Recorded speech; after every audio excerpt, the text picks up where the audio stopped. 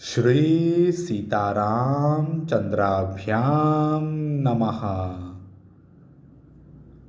उत्तरकांड 88वां सर्ग।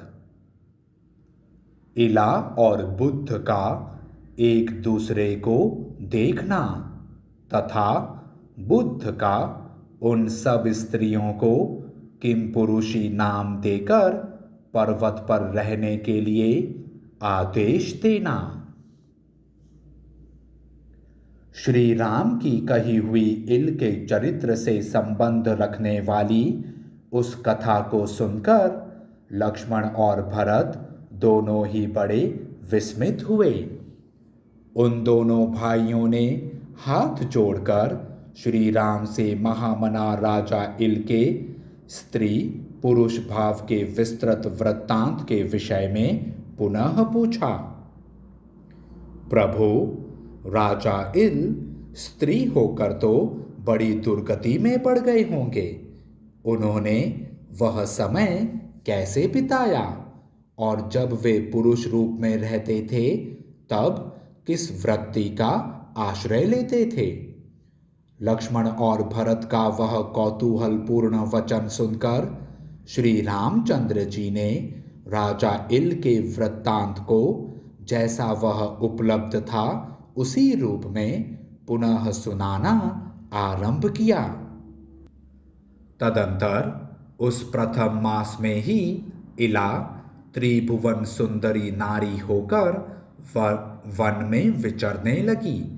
जो पहले उसके चरण सेवक थे वे भी स्त्री रूप में परिणत हो गए थे। उन्हीं स्त्रियों से घिरी हुई लोक सुंदरी कमल लोचना इला वृक्षों, झाड़ियों और लताओं से भरे हुए एक वन में शीघ्र प्रवेश करके पैदल ही सब और घूमने लगी। उस समय सारे वाहनों को सब और छोड़कर इला विस्तृत पर्वतमालाओं के मध्य भाग में भ्रमण करने लगी। उस वन प्रांत में पर्वत के पास ही एक सुंदर सरोवर था जिसमें नाना प्रकार के पक्षी कलरव कर रहे थे।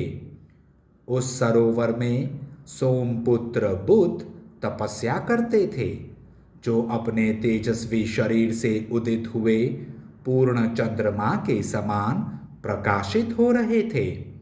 इला ने उन्हें देखा। वे जल के भीतर तीव्र तपस्या में संलग्न थे। उन्हें पराभूत करना किसी के लिए भी अत्यंत कठिन था।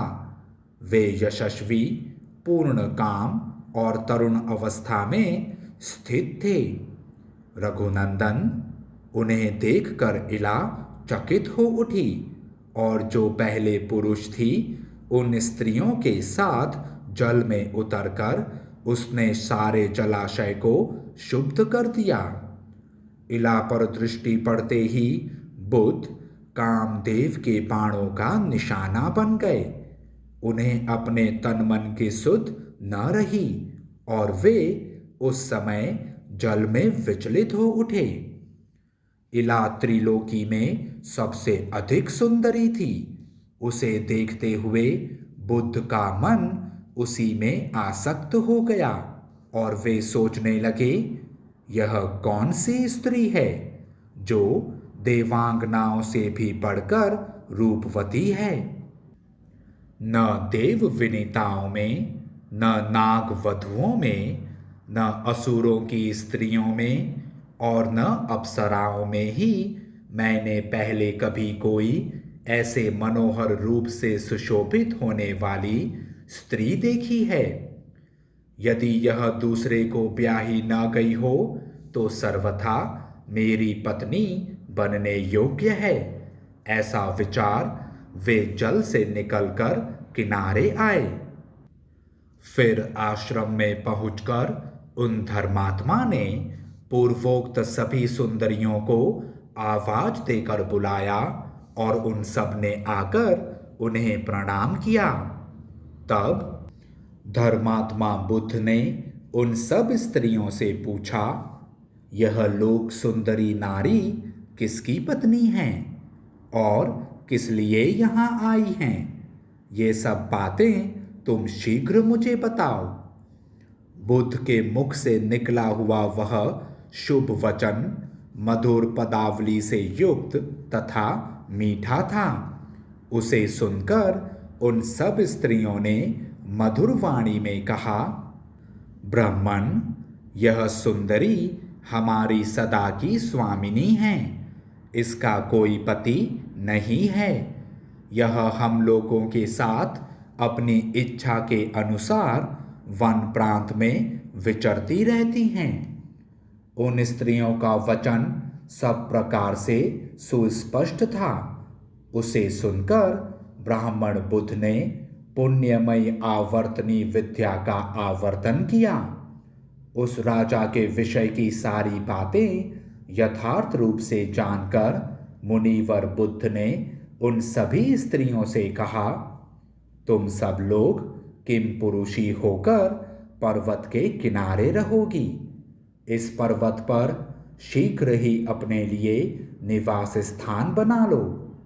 पत्र और फल मूल से ही तुम सबको सदा जीवन निर्वाह करना होगा। आगे चलकर तुम सभी स्त्रियां किम पुरुष नामक पतियों को प्राप्त कर लोगी। किम पुरुषी नाम से प्रसिद्ध हुई वे स्त्रियां सोमपुत्र बुद्ध की उपर्युक्त बात सुनकर उस पर्वत पर रहने लगीं। उन स्त्रियों की संख्या बहुत अधिक थी। इस प्रकार श्री वाल्मीकि निर्मित आर्ष रामायण आदि काव्य के उत्तर कांड में 88वां सर्ग पूरा हुआ। जय श्री राम।